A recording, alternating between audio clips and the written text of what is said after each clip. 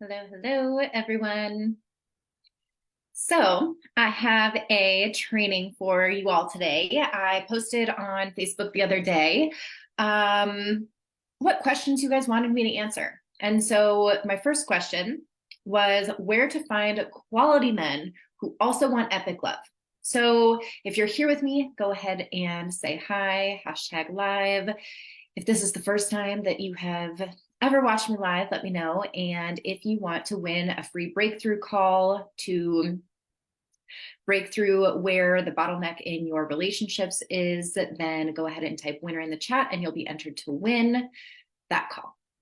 So we're going to get started. I got the question, where to reel it. I'll read the question for you. How about where to realistically find quality men who also want epic love? This is a major struggle for many of us, unfortunately. So, where to find quality men?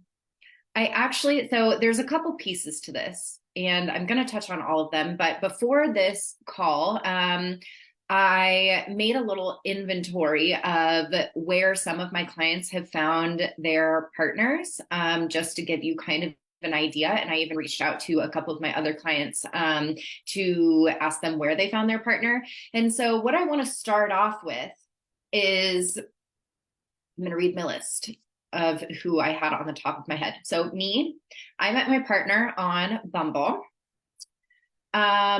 One of my clients online on Bumble as well. Another one of my clients, Facebook, friend of a friend, online, reconnected with an ex, somebody that was working for her, other one through friends. So that's who I had like off the top of my head real quick. And so what this goes to show you is that good men there's not some magical place either on the internet or in person where you're going to find this like magical group of men who are high quality and wanting epic love, right? And so when we're asking this question of where to find quality men, I'm telling you, and I talked about this in my Dating Diaries master course. For those of you who want to do this work a little bit deeper, it's a 7-day master course that touches on everything dating. But one of the modules in there was all about mindset around dating. So healthy, high value men really are everywhere. But the problem is we are not energetically in alignment with them. And so that's why it feels like, oh my gosh, there's no good men here. Like if I could tell you all the people that have messaged me saying there's no good men in my area, or how many times I've heard that around me, like I would have like a ton of people. Like there'd be no good men anywhere if I could tell you, because I hear that from women. Like I work with women all over the world. And so I've heard it from everyone. There's no good men in my area. There's no good men in my area. If that was true, there would be no good men anywhere at all. And so what we really want to be asking, instead of where do I find these quality men, it's how do I attract them and make myself available for them. If we're not attracting quality men, that's an outside thing. That is an external thing. And if we're experiencing that in our external reality, then we have to ask ourselves, what part am I playing in this?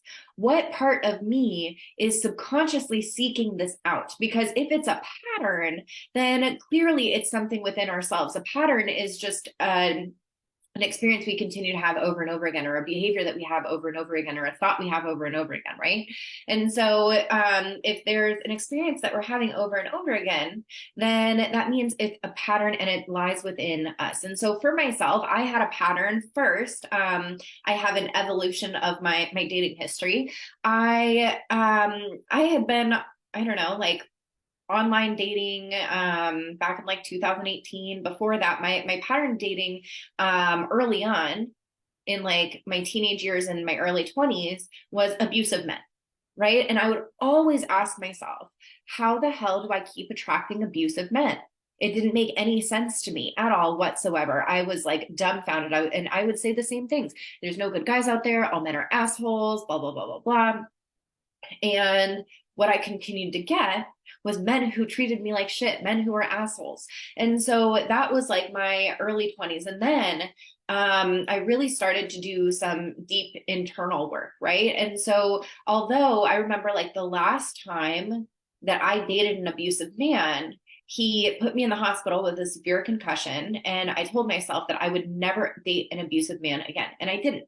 However, that and that experience, you know, sometimes we have to hit rock bottom in order to change our patterns. This isn't true for everybody, and it shouldn't have to be true. That was just my experience. That's why I teach what I teach.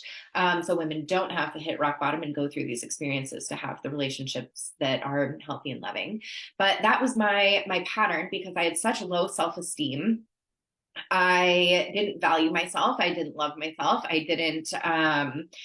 I, you know, would chase the chaos. I mistreated myself. Therefore, I was an energetic match for mistreatment. And then, after I, you know, had that like dark night of the soul and, you know, made this firm decision that I would never date an abusive man again, then I just started attracting emotionally unavailable men that didn't want a commitment with me whatsoever. And so that was because I was emotionally unavailable. And so I would continue to attract these guys, like, even though I was online dating at that point, not really, like I was just dabbling, but there was this one guy that I met at a nightclub, and we had a situationship for 3 years. But he was very emotionally unavailable. He treated me wonderful. He treated me, you know, like he was always kind to me, always did really nice things for my daughter and I. You know, we would go on vacations together. We would spend birthdays together. We would spend freaking Christmas together. But he told me that I do not want a relationship with you. Like, you are my dearest friend. You are my closest friend, like total mindfuck, right? And then I was also dating this guy who I met online, and he was like really into AA and all this stuff, but he was like very emotionally unavailable, inconsistent, wouldn't commit to me, and like wouldn't bring me around his friends, wouldn't do any of that kind of stuff. And that was because I was emotionally unavailable. I was crossing my own boundaries. I had this idea that I didn't deserve a healthy relationship. I was actually really terrified of emotional intimacy and letting men get close to me. So of course, if I had this deep fear within myself of having somebody see me and get close to me, then of course my subconscious would seek out men who wouldn't actually get close to me, because that was the safest thing for me. So even though my conscious mind really wanted a healthy, loving relationship with somebody who would love me, adore me, commit to me, my subconscious was terrified of that. So it wouldn't let anybody get close to me. So the safest thing for me to do was to attract people that were not going to commit to me or be close to me, right? And then through doing more inner work, and of course all the inner work that I did, I teach inside my Empowered Academy, all my programs. As I did more inner work, I became more confident, raised my self-esteem. I learned how to start putting myself first. I started to overcome my codependency. I started learning how to be able to speak my wants and my needs and all the things. And then through doing that, I attracted somebody, my past relationship, my most recent past relationship, I attracted him through being a guest on his podcast. And through being a guest on his podcast, we began dating. However, I was still in my hyper masculine. I still had a fear of intimacy that I did not recognize. I was not trusting myself and listening to my intuition. And I was also the mother and the healer in that relationship. And so that relationship, you know, although I got the commitment, it was the best relationship I had ever had up until that point. It still was not the most epic love affair of my life that I have now. And so through all of this, you can see that I met men through different ways, and they were still not healthy for me. And so the same thing goes for attracting healthy men. You can meet them anywhere. You can meet healthy men anywhere, but it's, are you going to be available for them? And if they're in front of you, are you even going to choose them? Because are you still addicted to chaos and looking for that toxic chemistry, needing the highs and lows? Are you needing somebody that you can take care of so that you feel good enough?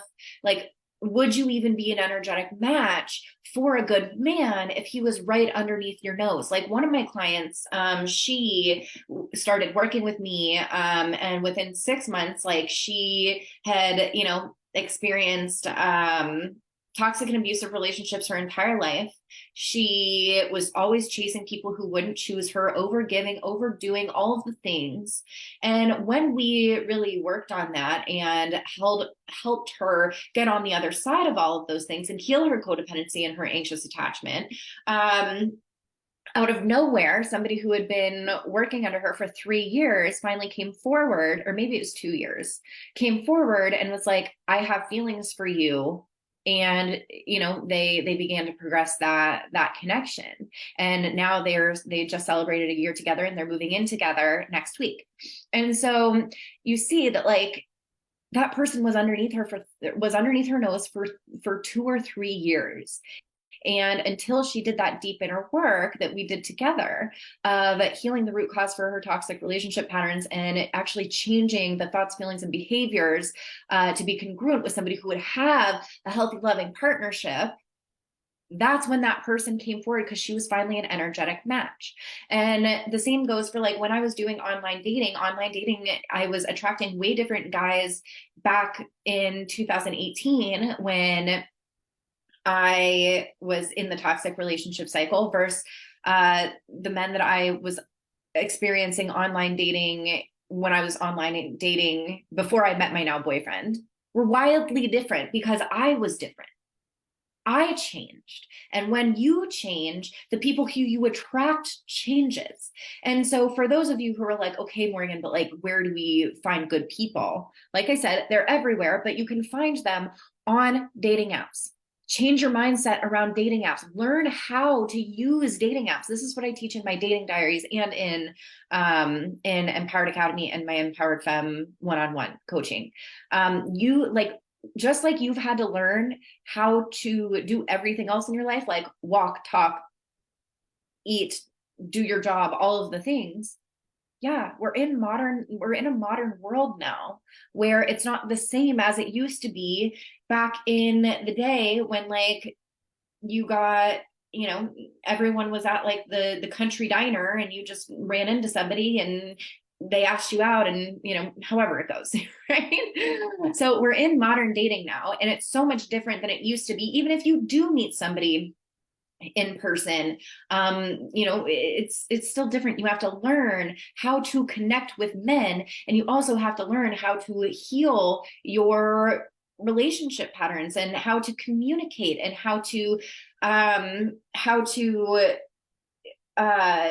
be in your divine feminine, all of the things, right? Like, these are skills that you have to learn. Not everybody has to learn these, but if you have a history of being chronically single, anxious attachment, toxic relationships, all the things, like, yeah, it would be a good idea for you to learn the skills that you need to learn in order to get what you want to have, right? Because not only is it mindset, but it's also strategy and energetics. So that's like the trifecta that I teach, is the mindset, the energetics, and the strategy, right? And so we have to accept this. We are in a modern dating world, and we can, I've had clients meet people, meet their partners in person, online, all the things, but we have to be available for that, right? And so you could have a friend's brother that is a wonderful human. You could go to meetup groups, you could do online dating, you could go to singles mixers, you could meet somebody at a bar. I know that people say, like, oh, you shouldn't meet people at a bar, but doesn't matter. You could meet somebody out like that. You could meet somebody through friends. You could meet somebody through your sister. You could meet somebody through your parents. You could meet somebody going to Trader Joe's. You could where else have I met people? You could meet somebody at a exercise class or whatever. You know, I actually, somebody that I went on a date with, he owned an exercise company. Another guy I went on a date with, I was, where did I meet him? Oh, I met him online, but he was also a coach. And then I ended up being on his podcast, different guy from my previous boyfriend. But there's so many different ways that you can meet men. But when you're saying there's no good men out there, where am I going to find them? Like, you're closing down, you're making it really hard for them to get to you. We have to open ourselves up to them, and we have to be able to recognize them when we see them. And so what you could do for this is you could write down all of the possibilities in how you can meet somebody. All of the possibilities in how you could meet somebody. You could meet somebody at the store. You could meet somebody at a restaurant. You could meet somebody. I had one of my clients, she didn't end up becoming exclusive with this guy, but he like eyed her from across a restaurant and came over and talked to her. So like, if you don't want to do online dating, then you've got to put yourself out into the world, period. The guy's not going to fall on your doorstep. Like, you have to go out and be social if you want like somebody to, if you want to meet somebody in person. And if you want to meet somebody, if you don't leave your house, like in the winter, I don't leave my house. I don't enjoy it. I rarely, whatever. And when I do leave my house, I'm hiking, or you could meet somebody hiking. I go hiking, I go to like sound healing things, I go to Reiki, I go to all this stuff. Like, could I meet men there? Sure. But also, like, I was very limited. I love online dating, and that's why it worked for me. It was because I learned how to love it. It wasn't that it just happened for me automatically. It was that I learned how to love it, and I learned how to navigate it and use it to my advantage, which again is what I teach all of my clients. And so, you know, like, I knew that my options were limited to meet somebody outside of my house. Like, I had just moved back from Florida, all the things.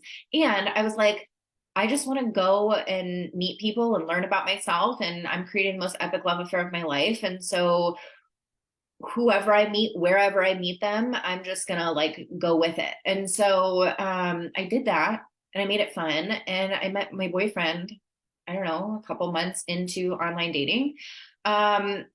And that doesn't mean that I didn't experience annoying conversations, or that I didn't get ghosted once, or that all my dates were perfect. It was that, like, I knew how to navigate rejection. I knew how to navigate difficult conversations. I knew my boundaries. I knew my intuition. And so, like I said, like, it's so much less about where to find them and all about how can I become an energetic match for that person? Who do I have to become? And then go put yourself in situations, right? So many people hate, I always hear people hating on online dating. I always hear it. Oh my God, I just spit my water. And that's actually what compelled me to do like a challenge for myself.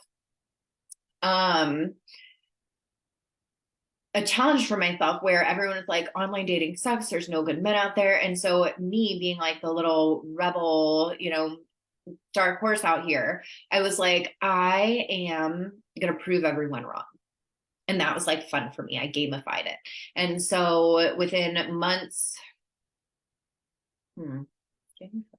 I think within a couple months of me saying that, that's when I met my boyfriend.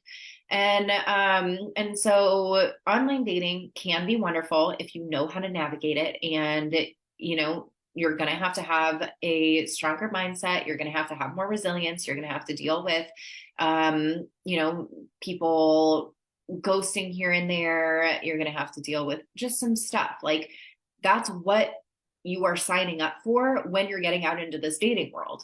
So, you know, if it's a pattern, that's one thing. Like, if you continue to get ghosted, if you never get past the first date or whatever, like, it's a pattern. There's something to be looked at there. But when you're doing this work, there's going to be like experiences that you go through that get you more clear on what you want and what you don't want.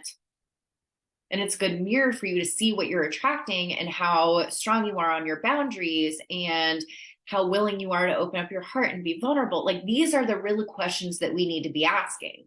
It's less about the men and who are we becoming? Do I know how to communicate my wants and my needs? Do I know what my boundaries are? Do I know how to be resilient? Do I know how to handle rejection? Do I know how to have difficult conversations? Do I know how to not mother a man? Do I know how to not be codependent? Do I know how to not overgive? Do I know how to not people please? Like, these are the questions that we need to be answering, right? Or that we need to be asking. So if we do the internal work within ourselves, and this is also what I see, the people that are like, no, I'm praying for my person. I know that God's going to send me my person. I've been manifesting my person, but then they don't take any action. Right. And so that is like one of the biggest disconnects that I see is it's like one of two things, right? Like, the people that are not doing the inner work and then they're, just dating, and they're experiencing the same things, but won't do the inner work. And then there's the people that are doing a lot of the mindset stuff and they are praying and all the things, but it's more like wishing because they're not doing any of the action to actually get them the result of having the partnership. Right. And so that's, again, why we have the trifecta of mindset, energetics, and strategy. The strategy, it doesn't matter what strategy you use if the mindset and the energetics are proper. So what didn't work for me in 2018 when I was a love addict, when I was codependent, when I really struggled with my self-esteem and my boundaries, and I was hyper independent and in my masculine. And so like when I was in that place in 2018, online dating didn't work for me. And now, I mean, when I did online dating this time around, it worked for me because I was a different person and I was putting myself in situations where I could exercise that, right? So no matter what you want to do, keep in mind the strategy doesn't matter as much when you have the energetics and the mindset. And so, like I said, like you could go to events. Like what I like to tell my clients is like, create a life that you're on fire about. Go do these amazing things that you want to do, whether that's traveling, whether that is going to concerts, whether that is doing new classes or trying new hobbies or whatever it is. You could sign up for golfing and you could marry your instructor. Like the possibilities of where to meet healthy masculine men are endless. They're endless. Okay. It's just, who are we being to attract that person? And am I going to recognize it when it's put in front of me? Am I searching so hard that I'm creating resistance? Am I putting all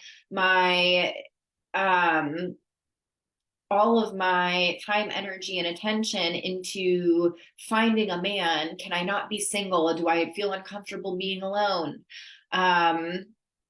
These self-discovery questions are really important to ask yourself because it's not about where to find healthy masculine men. We already discovered that there's endless possibilities, right? There's endless possibilities of where you can meet them. But if you are constantly searching for them, like say you go to an event just to see, like, instead of doing it for yourself, instead of going to like a salsa class for yourself, or instead of going to a golf class by yourself, you're just doing it to see if you can find a man to ask you out, then the energy is not going to be like the ideal energy because it's going to be like a chasing energy, right? But if you do it because you want to do it for yourself and you're open to seeing who you meet in the process, then that energy is clean, right? And what else do I want to say on this topic? We've got to stop demonizing men, like this, when you know that trend that's going on, like this is out in 2024 and this is in 2024, like demonizing men is out. Okay. Because there are really incredible men out there, but when we're consistently being like, there's no good men out there, men suck, men are douchebags, like I can't believe that I dated all these guys who were such jerks, like all I ever attract is jerks. That's all you're gonna get. That energy is not congruent with a healthy, high value man. It's just not. Like what I think I said this, I can't remember, and I think I may have said this in Dating Diaries, but imagine like when you're talking about men, you're at a coffee shop, you're talking to your girlfriend about men, and there's like a ton of healthy, high masculine men behind you. And are they going to want to date you based on the things that you're saying to your best friend? Are you saying all men are jerks, all men suck, blah, blah, blah, blah? Or are you saying, I'm so excited to meet the love of my life. I can't wait to be spoiled. I can't wait to travel together. I can't wait to do X, Y, Z. Which one would make him come forward to you? Because if there is a ton of healthy, like 10 healthy masculine men behind you and they hear you talking shit about men, you were like the farther, like they couldn't want to be further away from you. But when you're saying like, oh my gosh, I can't wait to meet the love of my life, there's this great guy out there and my brother's a really great guy, so that gives me evidence that there's more great guys out there, or I'm trusting that there's great guys out there even if I don't have the evidence. I know Morgan's boyfriend is a really great guy, so that gives me some evidence. Like that would really compel a man to come towards you because he's like, wow, I love the energy of that woman, right? But if you are complaining about men, you're going to drive them away. You're not going to attract the good ones. You're going to get what you expect to get, period. And so no more demonizing men. What else are we not doing? What else are we not doing in 2024? We're done overgiving. We're done rushing into relationships. We're done crossing our boundaries. We're dating to create the most epic love affairs of our life. We're going to follow our boundaries. We're going to use our intuition. We're going to change our mindset. We're going to be really good at surrendering, receiving, letting go of control. We're going to let go of mothering. Like this is it. These are the questions to ask ourselves instead of, where do I find good quality men? The question that you're going to ask yourself is, who do I have to become to attract a high quality man? How do I have to speak? How do I have to think? What does my energy need to be like? Because I see a lot of the times too, women will attract a great man, but then she's mothering the shit out of him. She's telling him what to do, how to do it. He's not doing it fast enough. Let me take the lead. And then either you activate his man boy and he doesn't want to pursue you anymore. Right? So if you act like a mother, and I've said this before too, like if you act like a mother, men don't want to fuck their mom. They want to fuck their like sexy, high value woman, girlfriend, fiance, wifey. And so the more that you mother, the more passive the man you're going to attract. And the more you are, I like to call this, like, I talk about this in Dating Diaries too, like being the passenger princess in your relationships where like you're trusting the man, you're surrendering to the man, you're being vulnerable, you're being open-hearted, and you are receiving him. You're going to attract a healthy masculine man that wants more of you because you're creating that polarity, right?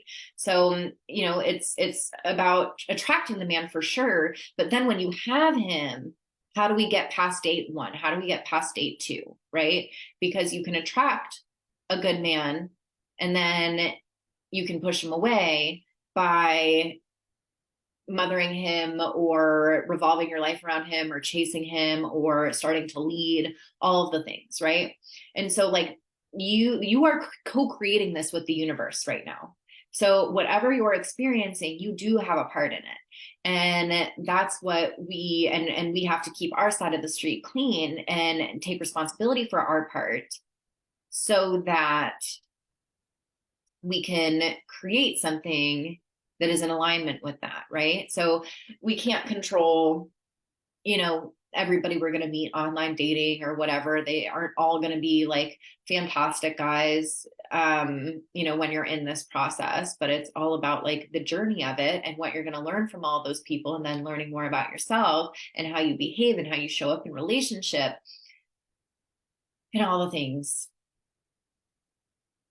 to get you to where you want to go.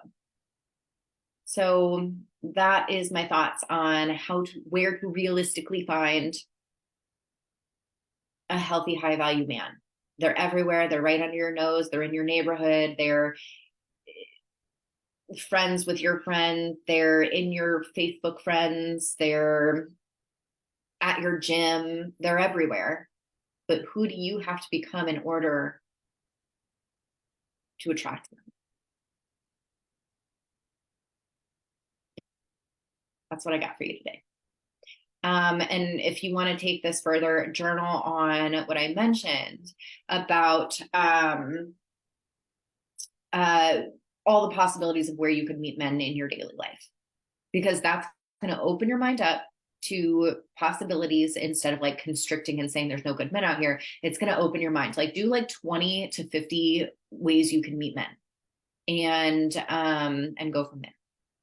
All right, I hope this was helpful. Let me know your biggest breakthrough in the comments. If you want to win a breakthrough call with me, type winner in the comments and you'll be entered to win. All right, bye everyone.